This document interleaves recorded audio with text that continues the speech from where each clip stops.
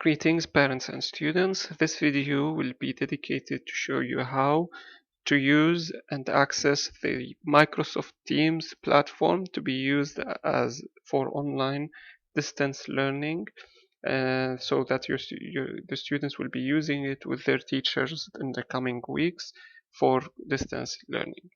You will be receiving a lot of details by emails also, but you will be receiving a username and a password for every single student. Once you receive them, you can log into the system through the Outlook 365 website. You either write this website. If you can't find it or you forgot the link, you can Google it, just Outlook 365. It will give you the link. Once you get there, you will sign in using the username and password that your child have received. So I will log in as a student test, as a demo student, and I'll just write the password and it should open the website.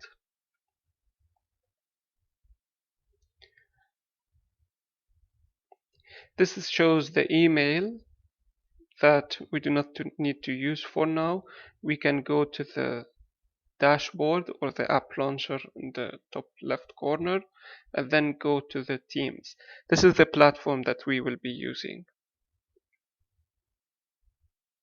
Once this opens, if you open it for the first time, a pop-up message will show asking you if you want to download Teams on your desktop. Now this is advisable. You can download it so that you can access the Teams directly. You can directly get to this page and not through the email like we've just done. If you haven't seen the message, the pop-up message that asks you to download the Teams on your desktop, you can download it from this icon here on the bottom left corner. It would download and then you'll install it and then you can directly reach here. Now when students log in, they would go to Teams.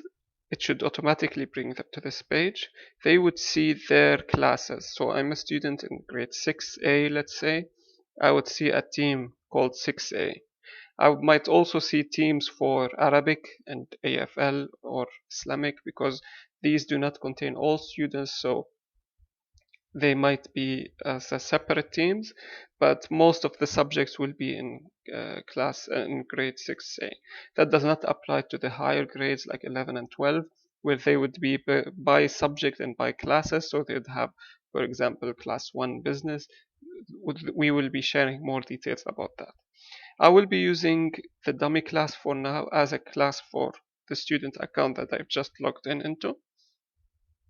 Once I press on it, it opens this page. The tabs here, we'll talk about them in details. The first one that opens automatically is the posts. And this shows first all the history that has been happening in this channel or in this team. So it shows that the teacher have done a meeting at some point of time. There was a test, there was some assignments from before. Students will not be able to post anything here. If they need to ask questions, I will show you in a minute how to ask questions. Now there is no meeting happening now, which means the teacher isn't online, isn't live. So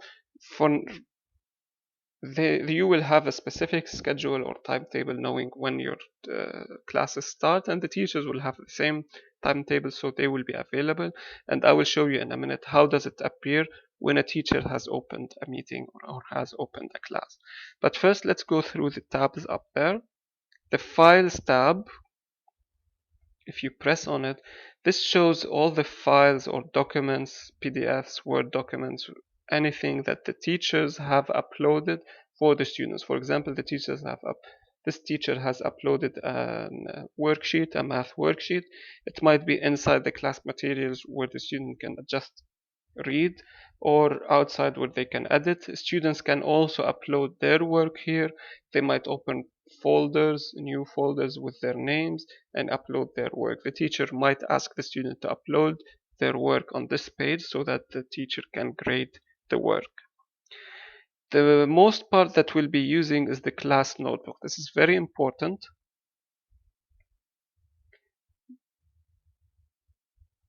Once you open the class notebook, you will have to open the purple arrow this way.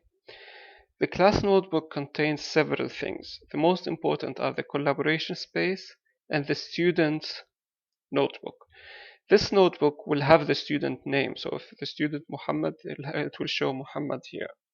And this notebook here with all the pages will have are accessible by the student him or herself and the teacher only. Other students cannot access this. So each student has his own or her own private notebook to work on. Now the teachers might ask you to add sections to this notebook by subject.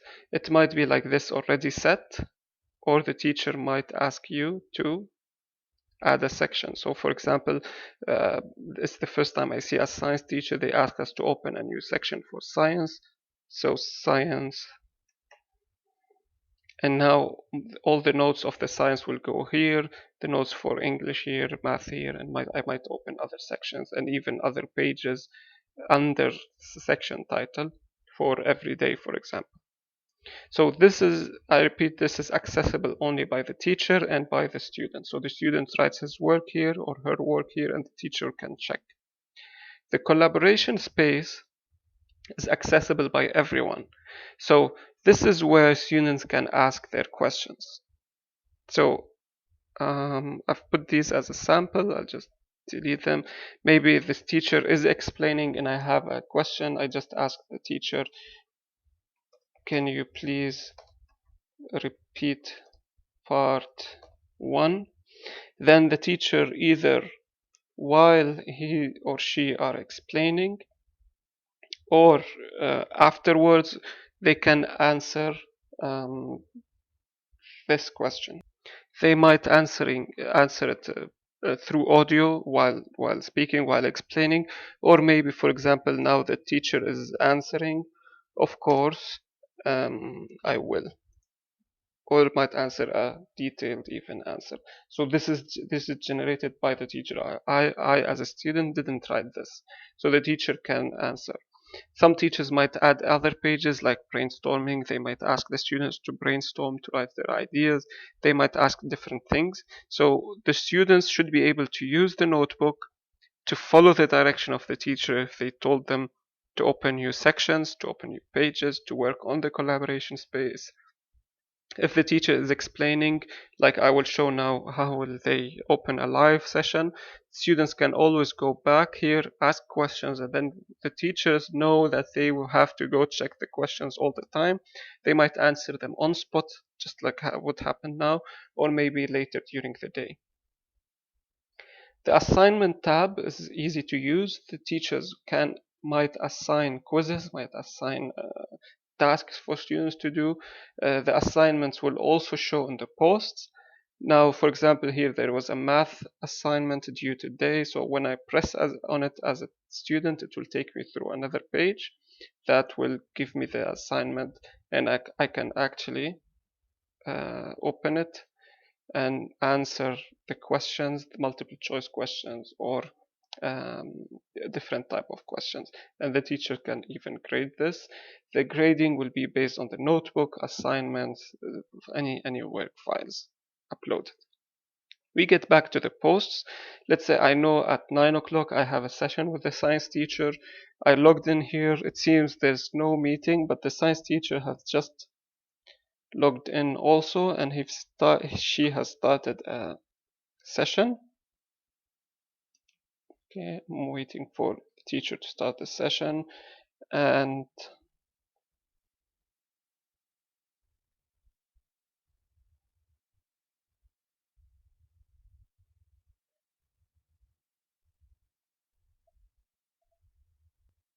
so as you can see now, a meeting now just popped out. This means the teacher have started a new meeting. So as I see the teacher have started the meeting, I press on join. Okay, the microphone will be already muted as we'll have a lot of students participating, and the videos will not be possible for the students. Okay, and then I can now hear the teacher what they're explaining. The teacher is showing me his or her desktop or her computer. So the teacher might open a PowerPoint or a file or a worksheet, and they can explain, and I listen to them, I listen to their instruction. The teacher can, so this isn't me that I'm just observing what the teacher is doing. So the teacher can even open the meeting and tell us to go, for example, to the notebook. So we can hear, or the student can hear what the teacher is doing. This is the teacher. This cursor is led by the teacher. This is the teacher's computer. This is the teacher's desktop. The teacher can share a PowerPoint, as I said. They can write on a Word document, they can draw, they can explain. They might even show themselves explaining for visual interface, or like this, just show their desktop to explain. And then, for example, during the explanation, I have a question, so I go back, I can press on Teams, and then to Notebook, and then as we agreed to, ask on the notebook collaboration space. Always I am listening to the teacher speaking, so I might ask a question here. The teacher might take time because she or he are explaining, so they will answer on spot or after a while. Then I want to go back to see what the teacher is doing. I'll just double click on their session, and I see this is what the teacher is doing. The teacher will be opening a new PowerPoint or a new file or a browser, etc. Now, let's say the session has ended or the teacher asks you to hang up. So we can hang up. Now, the teacher can always check the participants here. The admin's assistants will go in and check who is present, and they will take attendance, and anyone who's absent will be notified by email directly. Let's say the session is over, I can hang up, even the teacher will hang up, or they can still speak to us after we hang up as students, and then they give us work to do, maybe something in the class notebook, or they tell us to download a file and fill it and then upload it, or some work or some assignment, or finish the assignment due on this time or that time. So this is what we'll be using. Please feel free to send us any inquiry, or when we start dealing with it, any problems, any issues you face, please directly send them to the school by email. Contact us by email, send us screenshots of what you're seeing as a problem, and we will be all the administration will be live while the teaching is happening. As I said, a detailed schedule will be sent so that every student knows which class will they be attending and which teacher will they be expecting to open a session. Hopefully this is an informative session. Hopefully it was beneficial. Thank you for listening.